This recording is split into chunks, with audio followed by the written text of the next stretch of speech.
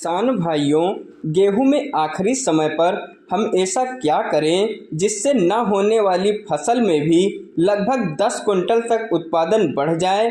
किसान भाइयों, आप देख सकते हैं यह जो गेहूं की बाली है, इसमें हम ऐसी कौन सी जड़ी बूटी डाल दें जिससे इसके अंदर नीचे से लेके ऊपर तक कंप्लीट बराबर दाने बने और दानों का साइज वह भी मोटा हो जाए, दानों का वजन भी ज़्यादा हो जाए, दाने चमकीले हों जो आगे चलकर खरीदार से बढ़िया रेट मिले।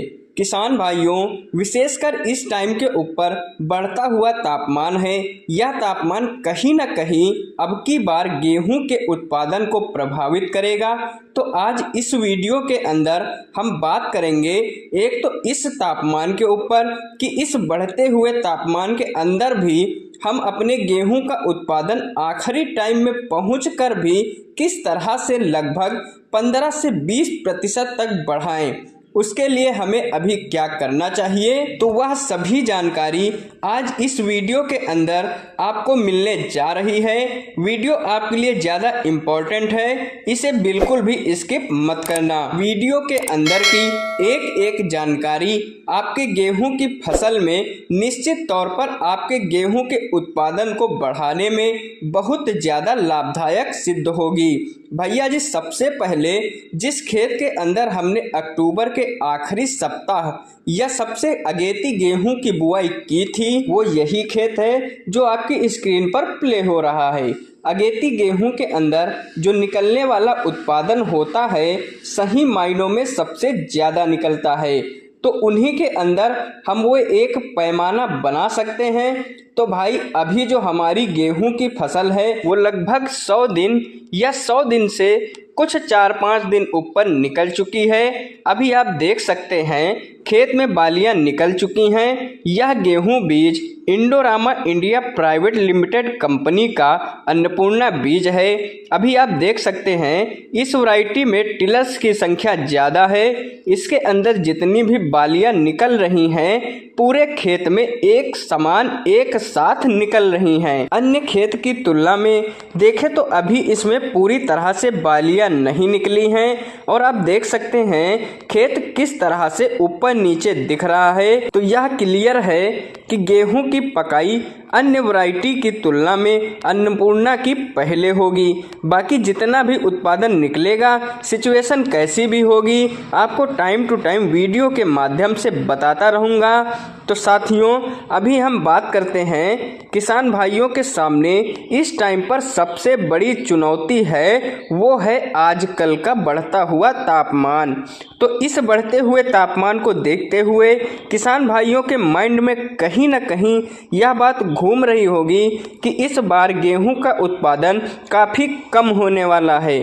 ठंड नहीं हुई तो निश्चित तौर पर उत्पादन कम ही होगा। तो ऐसा बिल्कुल भी नहीं है, आप लोग बिल्कुल भी टेंशन ना लीजिए। निश्चित तौर पर आपका जो गेहूं का उत्पादन है वह बिल्कुल भी प्रभावित नहीं होगा, बल्कि पिछले साल की तुलना में ज़रूर 2 से 3 क्विंटल ज़्यादा ही निकलेगा। तो इसके लिए आपको क्या करना है, टाइम टू टाइम सही समय पर सिंचाई करते रहना है। उत्पादन के लिए टाइम टू टाइम सिंचाई सबसे बड़ा हथियार है। बढ़ते हुए तापमान को कम करने के लिए सबसे बड़ा जरिया है, क्योंकि अगर खेत के अंदर सिंचाई हो जाती है तो बाहर के तापमान की तुलना में आपके खेत का जो तापमान है वो कम से कम 4 से 5 डिग्री तक कम हो सकता है। क्योंकि साथियों, इस टाइम पर जब बालियों में दानों का भराव होता है तो अगर हमारी गेहूं की फसल किसी भी प्रकार के स्ट्रेस में आ जाती है, चाहे वह पानी की कमी की वजह से हो या फिर ऊपर से हीट स्ट्रेस की वजह से हो, निश्चित तौर पर इसके अंदर जो बनने वाले दाने हैं वो छोटे रह जाएंगे, पिचक जाएंगे, दानों में अच्छे से दूध भराई नहीं हो पाएगी, गेहूं का साइज भी छोटा रह जाएगा। तो सबसे पहला आपको जो काम करना है, अपने खेत के अंदर लगातार टाइम टू टाइम सिंचाई करते रहना है। दूसरा, आपको सिंचाई करते वक्त एक और बात ध्यान में रखनी है कि इस टाइम पर अक्सर आप देख रहे होते हैं दिन के अंदर में हवाएं चल रही होती हैं, तो आपको इस टाइम पर बिल्कुल भी सिंचाई नहीं करना है। कोशिश करिए कि रात के समय जब हवाएं ना चलें तब आप सिंचाई कर लें। तो भैया अगर रात के समय आप सिंचाई फसल के अंदर करते हैं तो शायद ज़्यादा अच्छे तरीके से आपकी फसल के अंदर पानी चढ़ेगा, आपकी फसल उस पानी को ज़्यादा अच्छे से ले पाएगी। मतलब गेहूं को आपको नीचे नहीं गिरने देना है। अगर आपका गेहूं नीचे गिर जाएगा तो निश्चित तौर पर आपके गेहूं का उत्पादन कम होगा। जहां पर आप सोच रहे हो कि उत्पादन बढ़ जाएगा बल्कि वो घट जाएगा। अब यह तो बात हुई भैया सिंचाई की। सिंचाई से हम इस बढ़ते हुए तापमान को कैसे कंट्रोल करें, अब दूसरा भी तरीका बताने जा रहा हूं, विशेषकर उन किसान भाइयों के लिए जिन किसान भाइयों ने गेहूं की पछेती बुआई की है। पछेती किसान भाइयों के लिए बढ़ता हुआ तापमान बहुत ज़्यादा बड़ी चुनौती बना है। इस टाइम के ऊपर आपकी गेहूं की ग्रोथ अगेती की तुलना में आधी रह जाएगी। दूसरा, गेहूं का मैच्योरिटी टाइम कम हो जाएगा। मतलब पकने का जो टाइम होता है ना, वो अगर कम होता है तो निश्चित तौर पर एक तरफ तो जहां आपके खेत की जो पछेती गेहूं है ना, उनके अंदर बालियां है ना, वो बहुत जल्दी निकल जाएंगी। बालियों का साइज छोटा रहेगा और बालियों के अंदर बनने वाला दाना छोटा रह जाएगा, पिचक जाएगा, जिससे आगे चलकर उत्पादन भी प्रभावित होगा। तो उस अवस्था पर आपको क्या करना है, तो भैया फटाफट से 2 स्प्रे कर देना है। एक स्प्रे तब करना है जब आपकी गेहूं में बालियां निकल रही हों। इस टाइम पर आपको NPK 05234 के साथ बोरान, इसको आप 200 ml 100 लीटर पानी में, इसके साथ ही टेबुकोनाजोल 25% वाला जो फंगीसाइड आता है, इसको भी मिला लीजिए और स्प्रे कर दीजिए।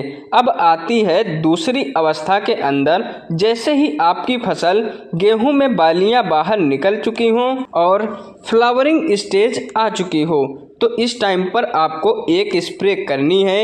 इस स्प्रे में आपको लेना है पोटास या फिर MOP, म्यूरेट ऑफ पोटास, लगभग 200 ग्राम 100 लीटर पानी में आपको स्प्रे कर देना है। फसल में पोटास सबसे इम्पॉर्टेंट रोल करता है बढ़ते हुए तापमान को कंट्रोल करने के लिए। पोटास देखिए क्या करता है, एक तो आपकी फसल को स्ट्रेस से बचाता है, दूसरा भोजन को जो बालियों तक, इन बालियों के अंदर जो दाने बन रहे हैं उन दानों तक पहुंचने का काम करेगा। इसी के साथ ही जो नीचे ज़मीन में वाटर और मिनरल्स हैं उनको भी बालियों के अंदर लाने में सबसे बड़ा योगदान देगा। तो है ना पोटास बहुत ही कमाल की चीज़। तो साथियों अब अनुमति दीजिए, वीडियो अच्छा लगे, जानकारी महत्वपूर्ण लगे तो वीडियो को लाइक शेयर सब्सक्राइब जरूर करिएगा। धन्यवाद दोस्तों।